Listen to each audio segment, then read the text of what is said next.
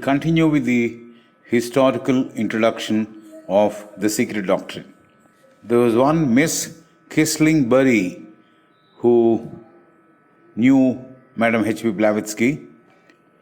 She wrote about the details of information which Madam H.P.B. wanted to include in the secret doctrine, how it would come to her.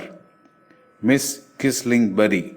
She wrote the details of information which H.P. Blavatsky would herself get, which is required to be included in the secret doctrine. She says, Miss Kissling-Bury says, whenever, if ever, H.P. Blavatsky wanted information on any subject, it was there for her. It was there for her. It was sure to reach her in one way or the other, or in one form or another form. It could be received through communication of a friend, or through an article in newspaper or a magazine, or in the course of Madam H.P. Blavatsky casually going through or reading a book. She had lots of extraordinary powers, she says. HPB had lots of extraordinary powers to get information, but she used that power, that abnormal power, rather sparingly, carefully, judiciously. Miss Kissling-Bury further said that a lot of HPB's friends deserted her subsequent to the report of the Christian Psychological Research Society published its report in the newspapers. She says H.P. Blavatsky was not well. Having read that report, she was upset. She was mentally harassed. Yes, that is the price, she said, for exhibiting her psychic powers for all to see. Perhaps that was the mistake, that she had shown the powers for all to see, and she should have been a bit more careful to exhibit her powers to those who deserve to see those powers. And Miss Kissling-Bury also says HPB had very few books with her. She had very few books with her. She had no great library. But most of the books she wanted to go through were appearing before her with the help of the astral light. She could access any book. Through the help of the astral light, she could access any book, any manuscript from the rarest of libraries that were there in the universe. She toiled away, rarely leaving her desk. Except for food, she went on writing from early morning till 2 o'clock in the night. HPB had her invisible helpers helping to complete the book, The Secret Doctrine. A lot of other invisible agencies helped her in the task of writing The Secret Doctrine. Then we shall see how the work progressed, how the writing of the book of The Secret Doctrine progressed. There's one Dr. William Hube Schleiden. This is a German name, Dr. William Hube Schleiden. Schleiden. Hube is Hubbe. Dr. William Hube Schleiden. Hubbe Schleiden. That's the name. Somebody well versed in German would be able to pronounce it correctly. There was one Dr. William who says when he visited her, that is H.P. Blavatsky, in October 1885, she had just begun writing. In October 1885, H.P. Blavatsky had just begun to write The Secret Doctrine. By January 1886, that is November, December, January. By January 1886, she completed 12 chapters. She was writing as if there was no tomorrow. This is how the work progressed. HPB says in a letter to Dr. Franz Hartmann, she said that she has been writing day and night and now feel very sure that the secret doctrine will be completed after all. She has been permitted by her master to give out the stanzas out of the book of Dhyan, and for each chapter she would also give quotations and reference to the various items which appeared in the article. She declared that the secret doctrine was completely a new work. Only few lines of the book Isis Unveiled were mentioned here and there, and the reference to the Isis Unveiled was very sparingly done.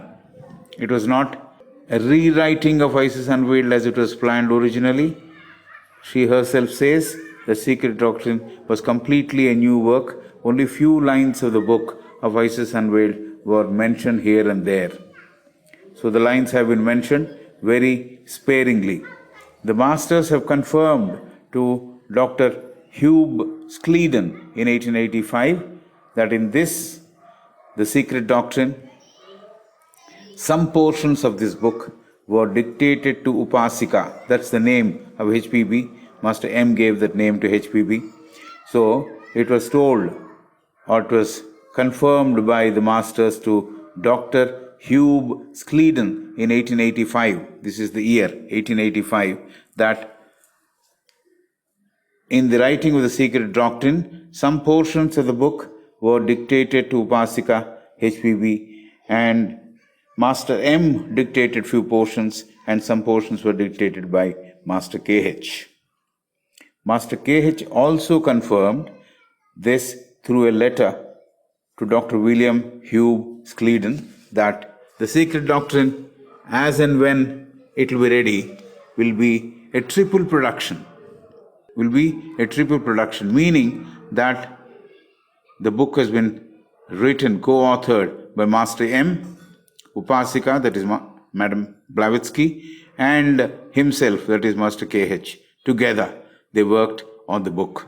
This is the expression of Master KH in a letter to Dr. William Hugh Sleeden. So those days, number of people got letters, number of people got messages, depending on their eligibility and their way in which they lived. So a lot of times questions are asked why the messages are not coming now.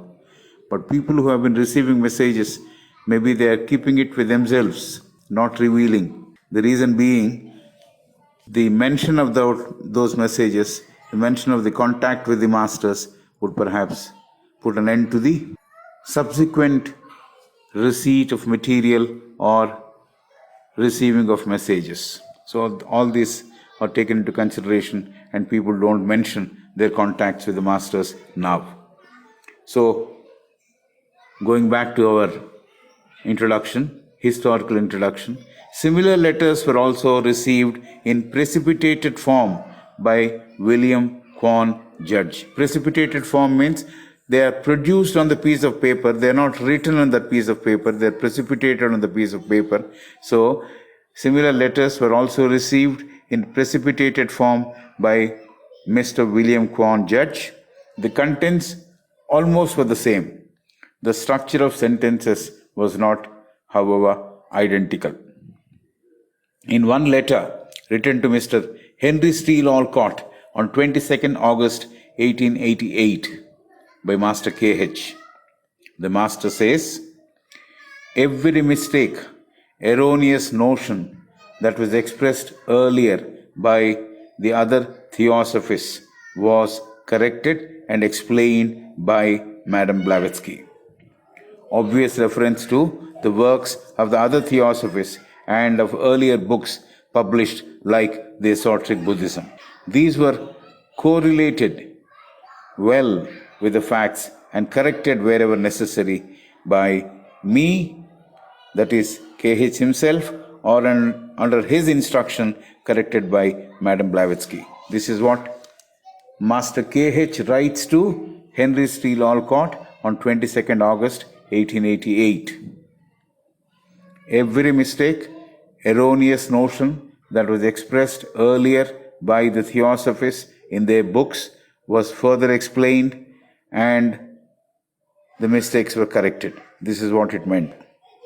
Master K.H. felt and expressed that the secret doctrine is more valuable work than its predecessor, obviously referring to the previous book, The Isis Unveiled.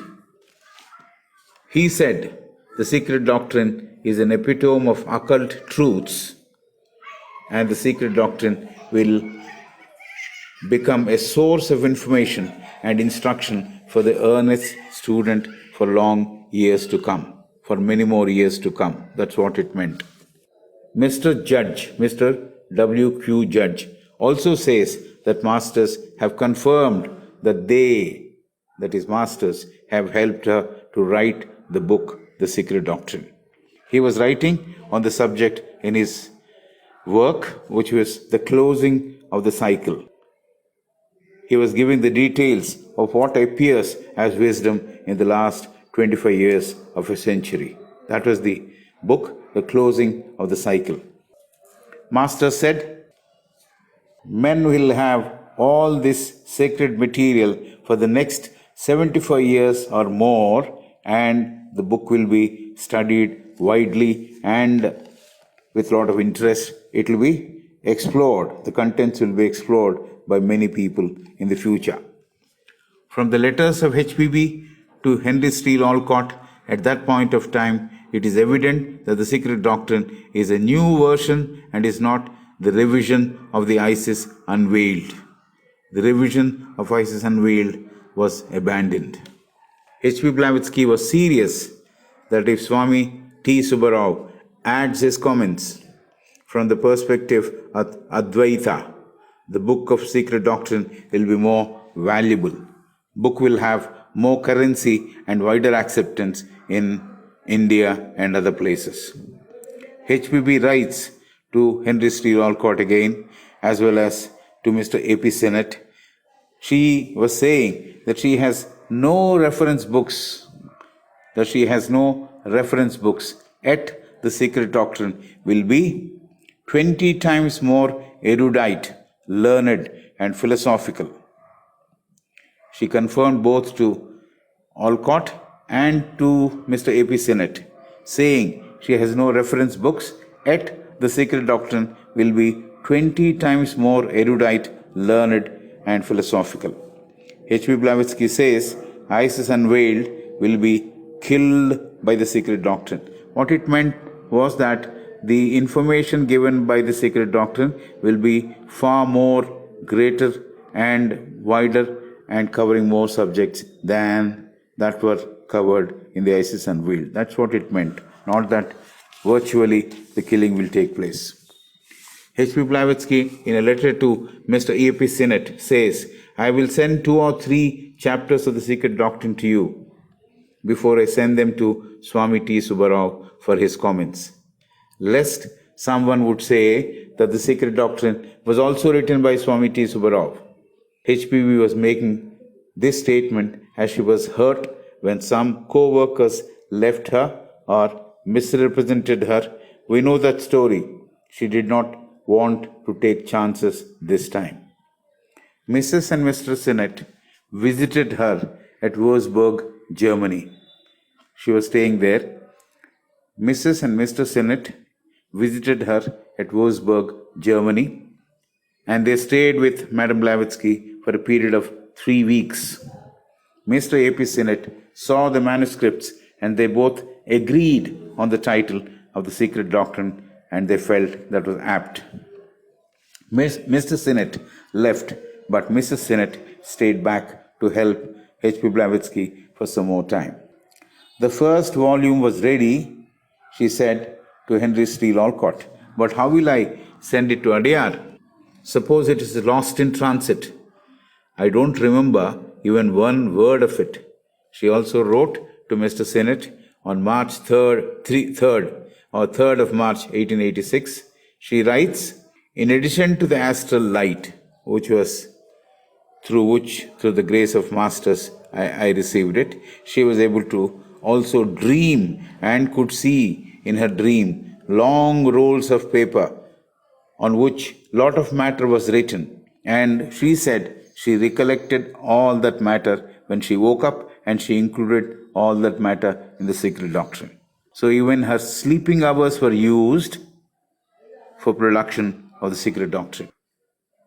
So she wrote a letter to Mr. A.P. Sinnett on 3rd of March 1886.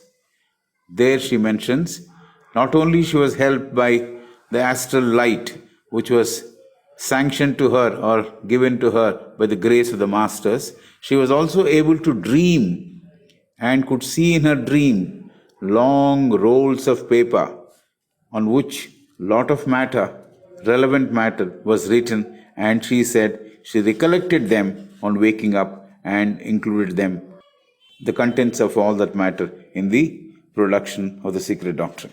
HPB left Wurzburg on May 10th, 1886. HPB left Wurzburg on May 10th, 1886. She went to Ostende, Ostende, that's the place. She says in one letter to Henry Steele Olcott, dated 14 July 1886, the real source, this is the content which she wanted to convey to Henry Steele Olcott. The real source for every Christian theory and dogma rests in the Aryan, the oldest mysteries relating to the Vedic and Brahmanic period. Proofs are there in exoteric and esoteric Sanskrit works.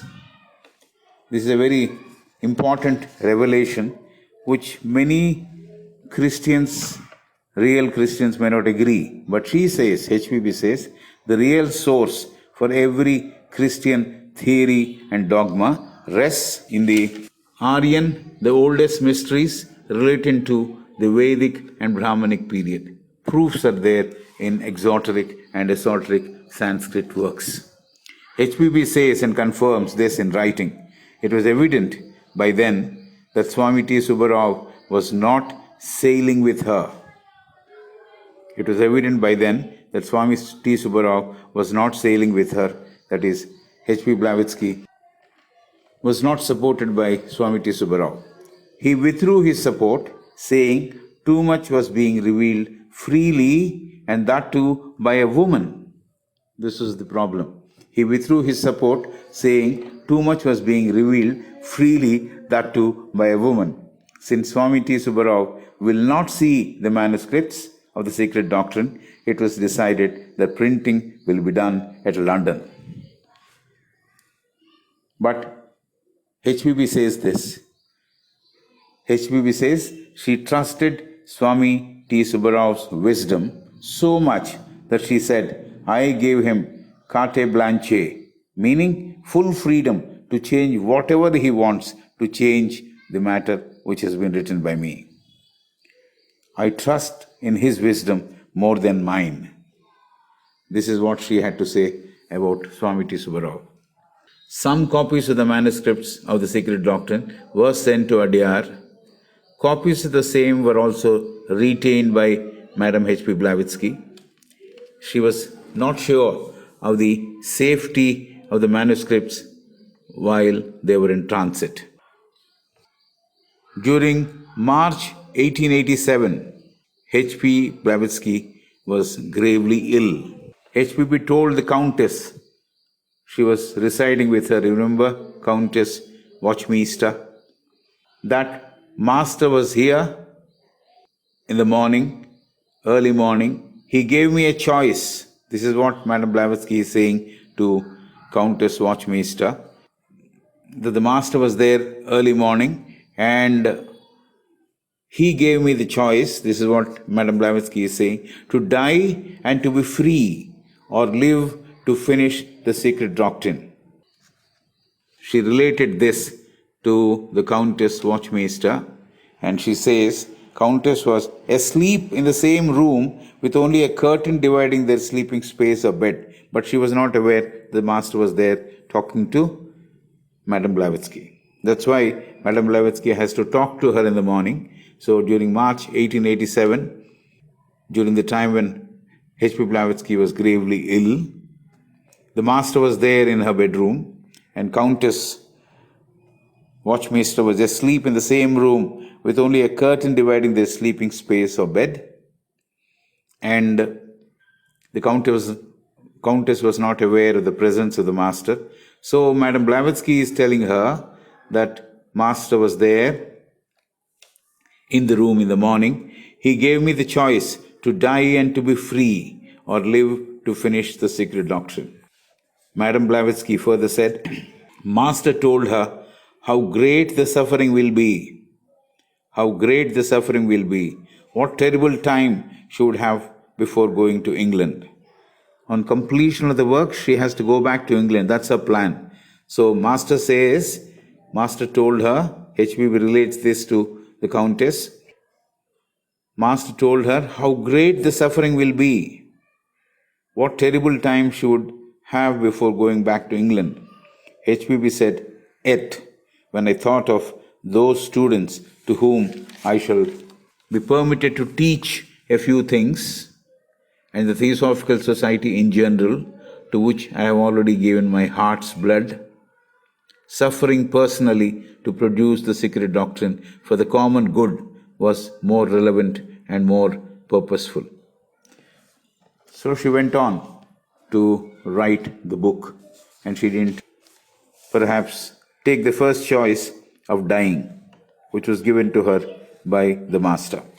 She could have easily chosen to die and be free of all the pains and pressures, but she chose to suffer, and master also warned her that the suffering will be immense. The suffering will be immense.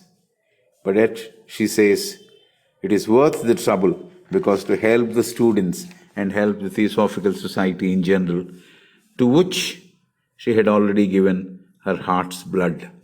So that's how the Secret Doctrine was written by Madame Blavatsky, suffering a great deal in the process. At this point of time, there were two more persons who got associated with Madame Blavatsky to produce the book. Bertram Keightley, Keightley, Britisher, Bertram Keightley, and Dr. Archibald Keightley. Bertram is the first name, Keightley is the family name. The first person is Bertram Keightley, Keightley, and the second person, the elder person, is Dr. Archibald, Archibald, that's his name, Keightley, that's his family name. Both from London, both of them helped her in fair copying, packing the boxes which contained the manuscripts, taking them to the press, printing or reading proofs, etc., at London. So these were the two people. They were related to each other actually, both of them. One, Dr. Archibald Keightley was the uncle, and Bertram Keightley was the nephew. Both of them helped her to do a lot of work related to the production of the Secret Doctrine.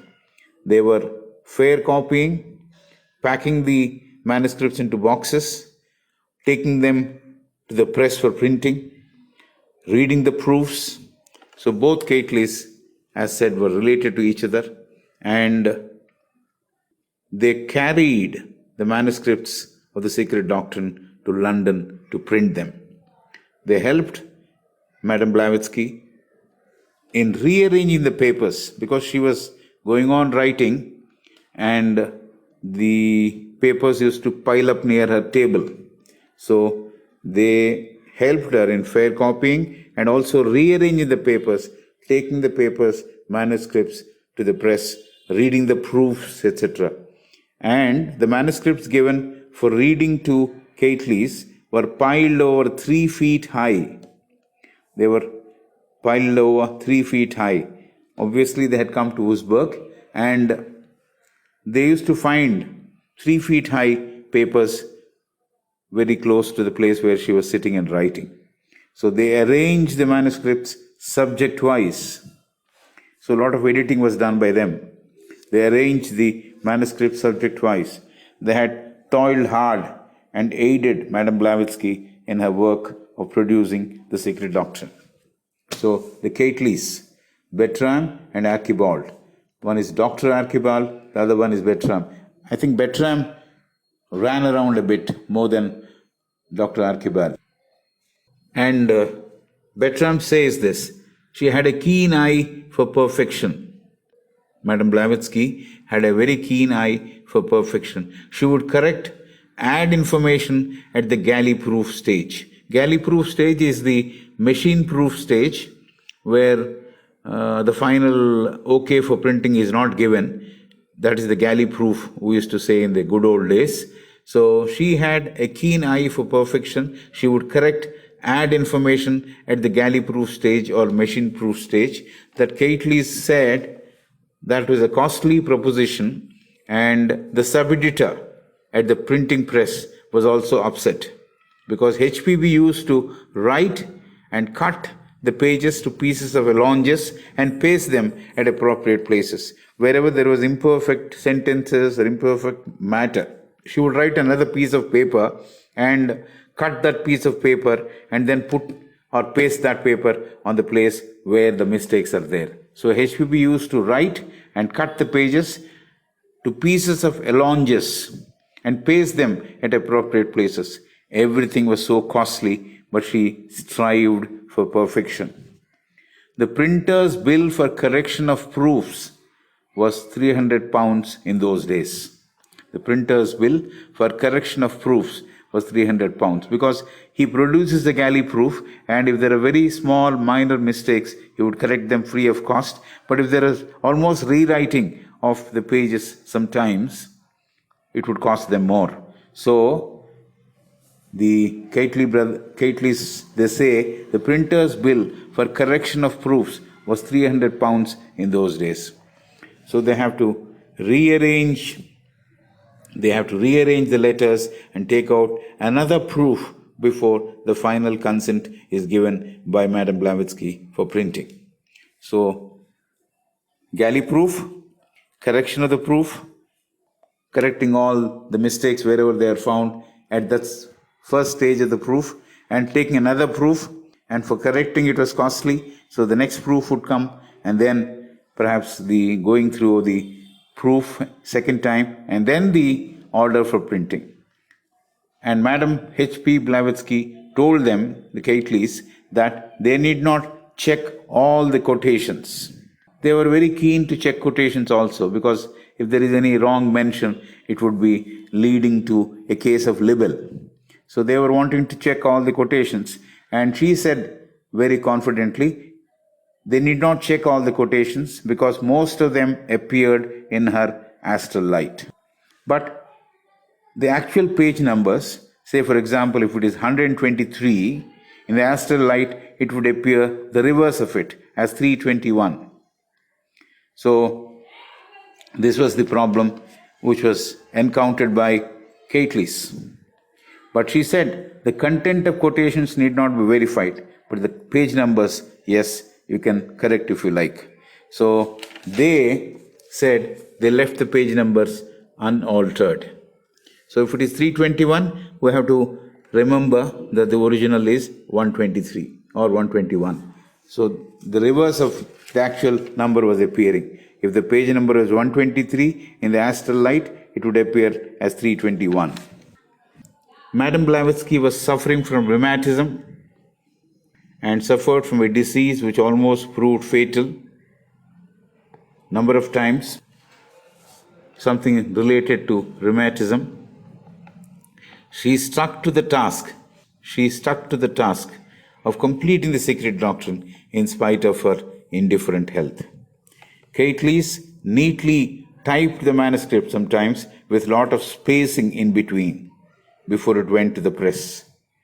Swami T. Subbarao told one Tukaram, maybe somebody whom he knew at Madras, Swami T. Subbarao told one Mr. Tukaram that he was ready to help provided Madame Blavatsky removed all the reference to masters. This is what Swami T. Subbarao told Mr. Tukaram. He said he was ready to help provided Madame Blavatsky removed all the reference to masters. And Madame Blavatsky was not happy with the demands of Swami T. Subbarao. She said, I was the person who brought the existence of the masters first to the world and to the Theosophical Society, because they sent me to do the work and make a fresh experiment in this 19th century. What is that experiment? We know what that experiment is all about. It is the experiment to explore the formation of oneness, togetherness, and form the nucleus of universal brotherhood. That was the experiment she was talking about. And she said she was not happy with the observations of Swami T. Subbarao. She said, I was the person, means HPB herself says, I was the person who brought the existence of the masters first to the world. She made it known to the world that there were masters who were part of the evolution, and to the Theosophical Society, because they sent me, the masters sent me to do their work and make a fresh experiment in this 19th century. Experiment related to oneness, togetherness, and formation of nucleus of universal brotherhood. That was the experiment. And I have done it to the best of my knowledge and to the best I knew how. This is what she had to say. This may not go well with Swami T. Subbarao, or I need not follow what he feels is right. See what she says. This may not go well with Swami T. Subbarao, or I need not follow what he feels is right. The teachings received by Madame H.P. Blavatsky from her masters, they cut across the lines of Brahmanical exclusiveness. The teachings received by Madame H.P. Blavatsky from her masters, they cut across the lines of Brahmanical exclusiveness, and so they aroused deep-seated jealousies and resentment among Brahmanas.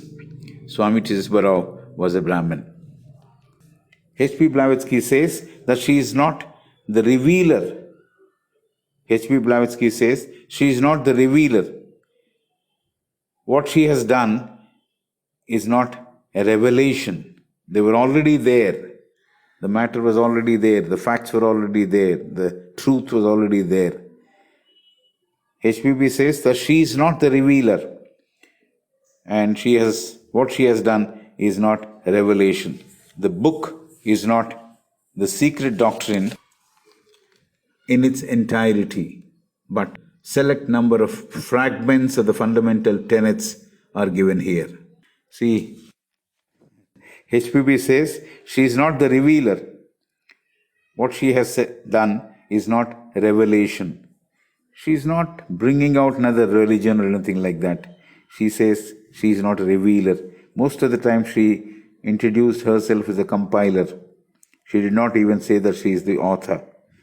So she says this book, The Secret Doctrine, is not in its entirety, but not completely giving all the information in one go. What she means is this, but select number of fragments of information of the fundamental tenets are given here. There are many more yet to be revealed, says Madame Blavatsky. There are many more yet to be revealed, says Madame H.P. Blavatsky. The Secret Doctrine is not only a commentary on the book of Jnana.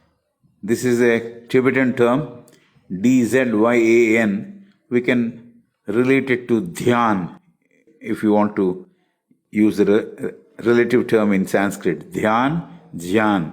There are so many pages and passages which have details of occultism and details of esoteric philosophy. So this is what the Secret Doctrine is all about, she is saying. The Secret Doctrine is not only a commentary on the book of Jnana. People say, maybe it's only commentary of book of Jnana. No, much more. What she says, there are so many pages and passages which have details of occultism and details of esoteric philosophy. It is the occult doctrine. It is the occult doctrine, and it has not been produced in entirety. Only a portion of it has been given, only fragments have been given. There are a lot more to be revealed further. Because if you remember what we talked in the first part, she had in her mind 4 volumes. 4 volumes means 2 volumes have come, let us say, for that matter. 2 more volumes were there in her mind. All the matter was ready. That's what she confirmed to some people. But then she did not have the strength and inclination to complete the work. There are a lot of reasons for it. So whatever was already revealed has to be understood by people, and somebody else will come in and release all those information which is there under the cover. That is the secret. So she says the secret doctrine is not only the commentary on the book of Xian. There are so many pages and passages which have details of occultism and details of esoteric philosophy. It is the occult doctrine, Brahma Vidya or Gupta Vidya. Some of the manuscripts which were not part of the secret doctrine produced, which is available today, these manuscripts were collected from the drawers of Madame H.P. Blavatsky and later were published by Dr. Anne Besant in the year 1897 posthumously.